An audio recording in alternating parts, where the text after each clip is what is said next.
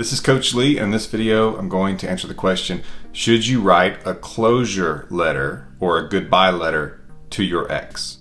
Take a quick second and click the subscribe button below so that you can be notified when I have more videos like this, and that includes information on mindfulness, romance, dating, breakups, marriage, and relationships. A lot of people put in the comments below here on my YouTube channel that they want to know if they should send a closure letter to their ex or a letter in general to their ex trying to get them back. It's also something that people email me about quite a bit, and when I am taking coaching calls and people talk to me on a call, they will ask, should I send them a letter, or what do you think, Coach Lee, about sending my ex a letter? So I'm going to tell you what I think about that and what I've observed about that in my 20 years in the relationship recovery service. I do discuss this in my emergency breakup kit, and you can get more information about that in the link below in the description area. So people often will tell me they want to send a closure letter to their ex, and they want me to basically put my stamp of approval on it. And I will ask, why do you want to send them a letter? And a lot of times people will say, well, I need closure, which closure is defined, if you look it up on Wikipedia or in a dictionary, as a final answer, which people will sometimes say, yes, that's what I want. I want a final answer so I will know what to do. If I should move on with my life, if I should continue to wait on this person. They are saying to me that they want things to close, the book to close on whatever this is at the moment, which it's a breakup, it's a relationship, it's a pending future. They want the book to close so they can move on with their life. Now that's what they will tell me. However, if that's what you think you want, be careful. Be honest with yourself. Do you really want a final, over and done with, this is how it is, answer? Or are you wanting to use this closure letter as a way of maybe being a Trojan horse, getting into your ex's heart again, thinking you can get them back by sending this closure letter? What are your true intentions? Because when I've gotten to the root of this with some people, a lot of them believe that this closure letter is sort of like rattling the cage, and yet it feels like it's not really breaking no contact because it's not a text, it's not a call, and so they kind of feel like maybe it's a loophole or a back door to the no contact rule, and that they can do something that makes them feel like they're accomplishing something, the illusion of achievement, without actually breaking the rule or hurting their standing in the situation. Now, a lot of you will say, no, I just want closure. I want to know if I can move on with my life or if I should be waiting on this person. Which, firstly, I would say, I don't like the idea of waiting on this person. Now, let me explain, because if you love this person, believe you two had something great, and that they will come to their senses, and you want that to happen very badly, it's okay to decide, I am going to wait this long. And then I'm not necessarily going to force another relationship, but I'm going to start making preparations emotionally. I'm going to be open to the idea of that happening. That's the way you should do it. It doesn't mean that you are closed off and will never take your ex back, or that you are not maybe still wanting that to happen if you're being honest. But what it does mean is that you are not just waiting endlessly forever on this person to come back to you. So you really don't need your ex to get that kind of closure, because you can have a certain time when you decide you're done being singular in terms of no contact as far as only waiting on your ex to come back. You can still deep down feel that you want your ex to come back, because I believe in honesty and genuineness, and if we're practicing that and you're practicing that with yourself, then sometimes you will have to admit, I would like it if he or she came back to me. And that's okay. It's okay to be real. It's okay to feel what you feel. That does not mean, however, that you necessarily just wait around and you don't allow other people to possibly show themselves as worthy to be in your life, or that other romance could happen. You don't prevent that. So you don't need that kind of closure, and your ex should not be the one to decide that for you, because when they broke up with you, they were giving you closure. They were saying, this is over. I want this to be over. I don't want to be with you anymore. Now, if they started coming back, if they started talking to you, even telling you, they missed you, loved you, want you back. That's different. Obviously, you should slowly allow them to come back, to grow with them in this new relationship that's going to be different from the old one because the old one failed. But at least at the time when they broke up with you, what I call the breakup event, you received closure. It's not what you wanted, but it is what you were given. And that's one of the reasons that you hopefully went into no contact, because this person was basically saying, I don't want you in my life anymore. I don't want to be a partner with you anymore. And so you have to let them experience that, as I talk about in a lot of other videos, including one that is specifically about closure, and it's entitled, Do You Need Closure, or Should You Seek Closure from Your Ex? If important changes needed to be made, in other words, if your ex said, this is a bad thing and I can't be with you if this is happening, and you choose not to change those, then you have closure as well, because that basically is telling your ex, even though you want to be back together with me, I don't want you enough to change. And if that's a positive trait you don't want to change, that's one thing. But if it's something that's important, that's another. And so you have to consider if closure was provided by you already. And if it has been provided, and your ex is not seeking out, not trying to make things work in spite of whatever that was, then that's closure from their end as well. And just know that trying to force the hand of your ex, in other words, trying to make them make a decision right then when they're not ready, is usually a road you don't want to go down. The reason for that is that if your ex broke up with you, then at the moment that's what they're leaning toward, is not being with you. It may take a lot of time for them to realize they want to be with you, for them to see what life is like without you, and to come back to their senses. So why would you want to force them to make a permanent decision at that moment when they're leaning toward being away from you? You know what that would likely be. So there's really no point. It's really a form of impatience to force your ex to make that decision. Secondly, how in the world could they make a permanent decision? We don't know what's going to happen in 3 months. We don't know what's going to happen in a year. We don't know how they're going to feel. You may be single, you may not, but we don't know what your ex is going to be feeling and what they realize and what they experience when they're not with you. And so why would you want to force them to make a permanent decision? You should not base what you do and base your life on their decision, because they should not be able to decide for you. You decide at some point, whatever that point is, that you are not going to pursue this person anymore. Now, if you are using the no contact rule, then it doesn't look like you're pursuing them, but you actually are in a way, because you're allowing them to experience the breakup and you're receptive to them coming back, and you're using the no contact rule strategically. But you are, in your heart, waiting and open to them coming back and hoping they will, if we're being honest. We could play tough and say that it doesn't matter. I'm going to go do whatever I want. I don't care if they come back. And that's the attitude you should have. I get that in an ideal world, but at the same time, is it really that good of a thing if you could have that attitude about this person? Was it really a great relationship if you can just kind of snap your fingers and move on? If you could just snap your fingers and go be romantic with someone else? That's not even emotionally healthy. And I talk about that in my video about whether or not your ex has moved on. I talk about what is healthy about moving on and when it's actually unhealthy if you do it too quickly.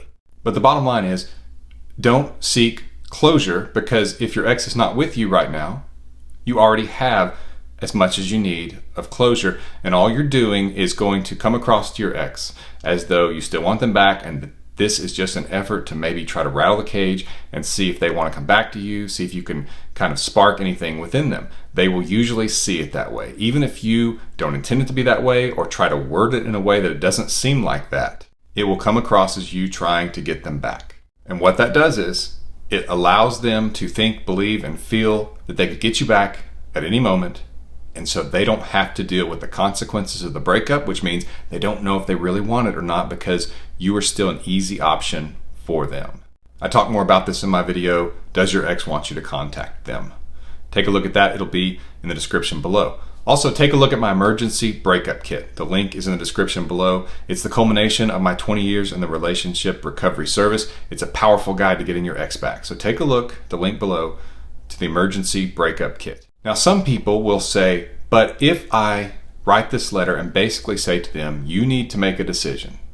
Even though by breaking up with you and not being with you, they really already have, but in some situations, it's possible you're dealing with an ex who said, I don't know, I'm not sure, and those kinds of things. And so you figure that writing this letter that says, you need to decide now because I'm going to move on, might rattle them enough and help them to actually experience the loss that I talk about in stages your ex goes through during no contact, which is one of my videos. It's called Stages Your Ex Goes Through During No Contact. And one of those stages is where they feel the loss, the potential loss that you could, quote, move on, and that they could lose you forever. And so it forces them to actually realize your value.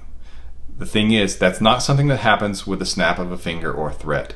It is something that has to come to them over time, where they don't hear from you and they realize you could move on, that you're strong enough to stay away, and they have to see what life's like without you. When you send a letter that basically says you need to decide what you're going to do because I'm going to move on, it comes across as manipulation, like you're trying to make them come back to you in that moment.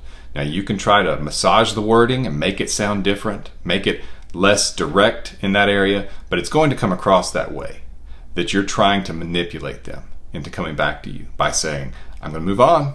You know, it's a threat. You better do something. I'm going to take me away from you forever. It sounds manipulative. Also, it can also end up hurting your chances long term because they could believe, well, maybe there's another person in the picture. And so it could actually help them to move on because they could think, well, this person has moved on with someone else. I don't want to have to face rejection. And this letter maybe is telling me that they're moving on. And if I do try to get back into the picture, it could be really difficult and they could end up just rejecting me. It's weird how that's happened, because even if you say, I haven't moved on yet, but I want to, or I'm planning to, so you need to make up your mind, how many times the other person will think that there's someone else in the picture, even if there's not. And some people don't react well to that. I talk about this a lot in my emergency breakup kit, but this cliche Hollywood idea that your friends probably think is a terrific idea of making your ex jealous can oftentimes push them away because they don't want to have to compete for you and feel like you're angry at them for breaking up with you and that you would likely reject them. And that if there's somebody else, then they don't want to embarrass themselves. They just want to kind of leave you alone, maybe hope a little bit for the future, but eventually move on themselves. A lot of people will still tell you, a lot of people who claim to be coaches will try to get you to use jealousy, to post pictures of you on dates, thinking it's going to work. It can work with certain personalities a minority of the time. But the large numbers, the percentages, 20 years in this industry, I can tell you, most of the time it just blows up in your face. They either think you're trying to make them jealous, which is the worst possible outcome, because then they see it as manipulative, they see you as fake, they see you as immature. Or another bad situation is they see that you're with somebody and they give up. They just think, I've blown it and I'm going to have to just deal with what I've done because they're with somebody else, and they are intimidated by that and they don't know what to do about it, and they think you'll reject them, so they feel like they're just in front of a wall and they never reach out to you even though they want to. And so that's because you tried to show them you were with somebody else to make them jealous, to get them back, and you actually pushed them away. So don't try the jealousy strategy because it's a terrible strategy. It does not work like you think it would and like Hollywood portrays it to work, or your friends who are obviously experts. If you did something wrong that caused the breakup, if you've apologized to your ex already, you don't do it again in a closure letter expecting different results, because it just makes you look like you're begging, pleading, like you're trying something again, like a toddler in a toy store wanting a toy and who's been told no, and he or she just keeps crying and begging and pleading and saying the same thing over and over again and expecting they're going to get it this time. It will make you look immature, but it will also make it look like you're trying to beg and plead, which is a sign of weakness. It lowers your attraction, because if you have to beg someone, as I've explained in other videos, that person is basically your dictator. It means they have all the power. If you have to beg, it means you have no power. They have the power. Sort of like if a dictator was to say, all of your income, mine. Your property, mine. And you have no recourse because they're a dictator. They can do whatever they want. You're not protected. You have no rights. And so all you can do is beg. You can throw yourself at the mercy of the crown, like they used to say, and hope that this dictator will have mercy on you, because you have no other way to get your things, to have your life back, to get what you want. So don't make your ex your dictator. And that's what you do when you beg. When you beg them, you're basically saying, you have all the power and I'm at your mercy. That's not attractive. And it's not respectful to yourself, which also is not attractive. So if you've already apologized, don't do it again. Especially if you've done it more than once. It's okay to do it twice, but beyond that, you have to have some sort of reach out, some sort of olive branch from your ex. There has to be forgiveness in order for it to work, even if that's a slow process. There has to be some sort of progress in that area. And so don't think you can send a letter apologizing this final dramatic time and it work. That being said, there are times when if you feel like you have nothing to lose and you just want to do this, that it's okay. For example, if you went into no contact immediately following the breakup, that means by the next day, and it's been a couple of months. At that point, if you wanted to write a letter, basically telling this person how you feel and that you are willing to give it another try, you'd love to have coffee with them sometime, just reach out and let you know, then that's something that has produced decent results. Decent. Now, ideally, it's still the best by far that your ex reach out to you. But the letter, sending the letter, and letting that be the final as far as what you will do is really the only way that this could possibly work. You don't beg, you don't plead, you just basically say that you are still open, that you think that the two of you were very good together and that you love them. And you hope that the two of you could talk about this, maybe have coffee or just catch up. Now, that's not what I recommend most of the time. It's the minority of the time by far. But some people just feel like they have to communicate one last time with their ex, and they want to do it in letter form because they can get it all out, and it's not going to be a giant text on the phone, and it's not going to be, the potential at least does not exist to where their ex can reject them by not returning a text. And so it's a little bit more of a passive type of thing.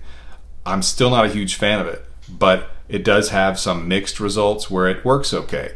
It at least can sometimes result in a text and people getting together for coffee and at least getting the ball rolling, getting a little bit of a face-to-face, opening up the lines of communication in a way that's not begging and not pleading and is just sort of direct. And here's the very important part. It's after you've done at least 2 months, ideally 2.5 months of no contact, so that they've had time to experience the breakup, they've had time to miss you, they can see that you can stay away, you've kept your dignity, you've allowed them to experience missing you. You've allowed them to experience missing you and going through that time where seconds move slower and their phone is not buzzing with a text from you. Get more information on my emergency breakup kit. It's linked to in the description below. It's a powerful guide. It can help you get your ex back. It gets into much more detail than I do in my videos. Also, click the subscribe button below so that you can be notified when I have more videos on relationships, attraction, and mindfulness. If you like this video, please click the like button below and leave a comment if you have a question or if you want to support people in the community below who are going through breakups. That's a powerful thing to do. And you can refer them to other videos I have where I maybe answer a question that they have. This has been Coach Lee, and as always, thank you for watching.